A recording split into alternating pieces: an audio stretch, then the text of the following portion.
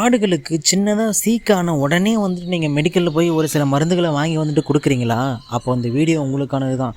நான் சொல்கிறது ஒரு சின்ன சின்ன விஷயங்களை நீங்கள் தெரிஞ்சுக்கோங்க. ஆடுகளை வந்துட்டு ஈஸியாக செலவே இல்லாமல் ஹெல்த்தியாக வந்துட்டு வளர்க்க முடியும். ஸோ அதுக்கு நான் சொல்கிற சில விஷயங்களை நீங்கள் ஃபாலோ பண்ணால் மட்டும் போதும். ஏன்னா ஒரு ஆடு வளர்க்குறவங்க வந்துட்டு பார்த்திங்கன்னா நிறைய பேர் வந்துட்டு ரொம்ப கஷ்டப்பட்டு வந்துட்டு வளர்க்குறாங்க. அதில் வந்துட்டு பார்த்திங்கன்னா நிறைய உங்களுக்கு வந்துட்டு செலவு அதிகமாகுதுன்னு சொல்லிட்டு இருக்கீங்க. ஆக்சுவலாக அவ்வளோ செலவே இருக்காது. ஃபார் எக்ஸாம்பிள் இந்த நோய் மேலாண்மை நீங்கள் மேக்ஸிமம் வந்துட்டு கட்டுப்படுத்திட்டீங்க அப்படின்னாவே உங்களுக்கு மேக்ஸிமம் ப்ராஃபிட் அப்படிங்கிறது உங்களுக்கு வந்துடும். அதில் மிகப்பெரிய ஒரு டாஸ்க் என்னவாக இருக்கும்னா, ஒரு நோய் வந்துருச்சு இல்லை ஒரு பிரச்சனை வந்துருச்சு அப்படின்னா அதை அந்த மக்களுக்கு வந்துட்டு இது எப்படி நம்ம வந்துட்டு செயல்படுத்தணும், எப்படி வந்துட்டு அதுக்கான தீர்வு என்ன பண்ணணுன்ற விஷயம் தான் உங்களுக்கு வந்து தெரிய மாட்டேங்குது. இப்போ ஃபார் எக்ஸாம்பிளுக்கு வந்துட்டு பார்த்தீங்கன்னா ஒரு ஆடு சாப்பிடாமல் நின்றுட்டு இருக்கு, அதுக்கு நம்ம அப்படி இருந்தால் நம்ம என்ன பண்ணலாம் அப்படிங்கிறது தெரிய மாட்டேங்குது. அதேமாதிரி வந்து பார்த்தீங்கன்னா ஒரு வயிறு வந்துட்டு உப்புசமாக இருக்குது, அதுக்கு பேசிக்காக என்ன பண்ணுறதுன்னு கேட்டால் அதுவும் தெரிய மாட்டேங்குது. அதேமாதிரி வந்து ஒரு சின்னதாக வந்துட்டு ஒரு ஆடுகளுக்கு வந்து ரொம்ப சளி இருக்குது, இருமல் இருக்குன்னா அதுக்கு என்ன பண்ணணும்னு கேட்டால் அதுவும் தெரிய மாட்டேங்குது. அதேமாதிரி வந்து பார்த்தீங்கன்னா ஒரு காயம் ஏற்பட்டுச்சு, அந்த காயத்தில் நம்ம என்ன பண்ணலாம்னு கேட்டால் அதுவும் வந்துட்டு பார்த்தீங்கன்னா மக்களுக்கு வந்துட்டு தெரிய மாட்டேங்குது. இந்த மாதிரி ஒரு சின்ன விஷயங்களை வந்து நம்ம தெரிய மாட்டேங்குது. இது தெரிஞ்சாவே உங்களுக்கு வந்து அதுக்கான ட்ரீட்மெண்ட் வந்து நம்ம வீட்டில் இருக்கிற பொருட்களை வச்சு நம்ம வந்துட்டு இப்போ சரி பண்ணிட முடியும். அப்படி சரி பண்ணாவே உங்களுக்கு 100% ரிசல்ட் அப்படிங்கிறது கண்டிப்பாக வரும். ஃபார் எக்ஸாம்பிள் இப்போ நான் முதல்ல சொன்ன மாதிரி ஒரு ஆடு சாப்பிடாம இருந்தால் என்ன பண்ணலாம் அப்படின்னு கேட்டிங்கன்னா, ஒரு ஆட்டுக்கு வந்துட்டு பார்த்திங்கன்னா சுக்கு தண்ணி, ஓகேங்களா, சுக்கு கசாயம் வந்துட்டு கொடுத்தீங்கன்னாவே ஆடு வந்துட்டு சாப்பிட ஆரம்பிச்சிடும். ஒரு சின்ன சுக்கு துண்டை எடுத்து ஒரு வெந்நீரில் வெதுவெதுப்பான நீரில் போட்டு ஊற வச்சு அதுக்கப்புறம் அந்த தண்ணியை வந்துட்டு காலையில் ஒரு வெறும் வயிற்று வந்துட்டு ஆடுக்கு வந்துட்டு குடிப்பாட்டிங்கனாவே ஆடு வந்துட்டு நல்லா இறைய எடுக்க ஆரம்பிச்சிடும். ஓகேங்களா, ஒருவேளை ஆடு குடிக்கல அப்படின்னா சிரஞ்சில் எடுத்து நீங்கள் வந்துட்டு வாயில் கொடுத்தீங்கன்னாவே ஆடு வந்துட்டு இறை எடுக்க ஆரம்பிச்சிடும்.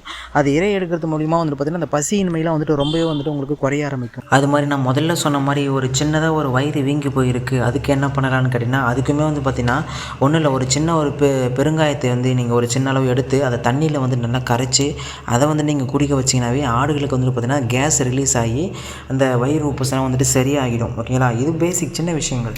அதேமாதிரி ரெண்டாவதாக வந்து பார்த்திங்க அப்படின்னா சேம் அதே மாதிரி தான் ஆடுகளுக்கு வந்து பார்த்திங்க அப்படின்னா இந்த சோடா உப்பு தண்ணீரை வந்துட்டு நீங்கள் கரைச்சி குடிச்சினாலும் ஆடுகளுக்கு வந்துட்டு இந்த வயிறு உப்புசம் வந்துட்டு சரியாகிடும்.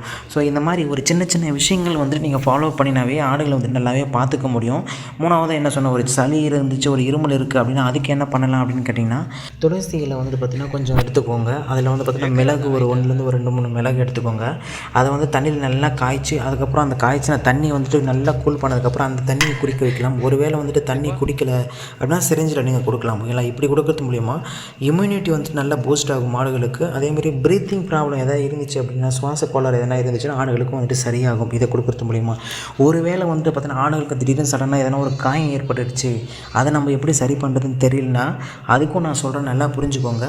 வேப்பிலையை வந்துட்டு ஒரு நல்லா அந்த காயம்பட்ட இடத்துல வந்துட்டு வேப்பிலையை அரைச்சி 1லேருந்து 2 தடவை வந்துட்டு சின்ன அளவு ஒரு வாரம் கண்டினியூஸாக நீங்கள் தடவிட்டே வந்தீங்கன்னா ஆடு வந்துட்டு சரியாக போயிடும். வேப்பிலை கூட மஞ்சளையும் அரைச்சி 2த்தையும் மிக்ஸ் பண்ணி தடவினா இன்னும் ரிசல்ட் அதிகமாக இருக்கும்.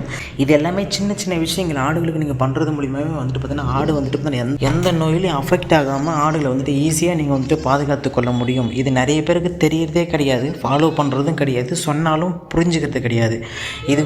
இதெல்லாம் பேசிக்கான விஷயங்கள். இந்த நான் சொன்ன இந்த விஷயங்கள்லாம் ஒரு 4 நோய்க்கான மருந்துகளை நான் சொல்லியிருப்பேன். இது இல்லாமல் இன்னும் நிறையவே இருக்குது. பட் ஆனால் நிறைய பேருக்கு புரிஞ்சிக்க மாட்டேங்கிறாங்க. இல்லை பட் நிறைய பேர் அதுக்கான தேடல் வந்துட்டு இருக்க மாட்டேங்குது. எப்பயுமே ஒரு பிரச்சனை வந்துருச்சு அப்படின்னா அந்த பிரச்சனை எதனால் வருதுங்கிறத கண்டுபிடிக்கணும். அந்த பிரச்சனை அது வந்ததுக்கப்புறம் அதை நம்மக்கிட்ட இருக்கக்கூடிய பொருட்களை வச்சு எப்படி சரி பண்ணுறதுன்றதை கண்டுபிடிக்கணும்.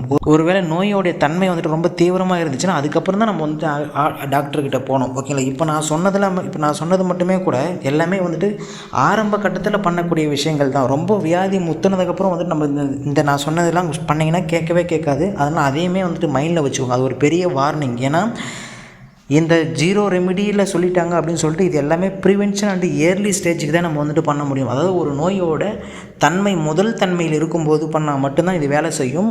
அந்த நோயோட தன்மை அதிகமாக போயிடுச்சுன்னா வேலை செய்யவே செய்யாது. இது நீங்கள் மைண்டில் வச்சுக்கோங்க. இது நான் உங்களுக்கு சொல்கிறது மிகப்பெரிய ஒரு வார்னிங். ஓகேங்களா, ஹெவி ஃபீவர் இருக்குது, பிளட்டு வந்துட்டு ரொம்ப மோஷனில் பிளட்டு போகுது, இல்லை வீக்காக இருக்குது ஆடு, இதெல்லாம் வந்துட்டு இந்த மாதிரிலாம் ரொம்ப ஹெவியாக இருந்துச்சு அப்படின்னா கண்டிப்பாக நீங்கள் டாக்டரை தான் வந்துட்டு அணுகணும். இது மைண்டில் வச்சுக்கோங்க. இந்த மாதிரி கிரவுண்டில் ரியாலிட்டியில் இருக்கக்கூடிய ஒரு கோட் டிப்ஸ் நீங்கள் வேணும் அப்படின்னா நம்மளுடைய சேனலை வந்துட்டு ஃபாலோ பண்ணிக்கோங்க.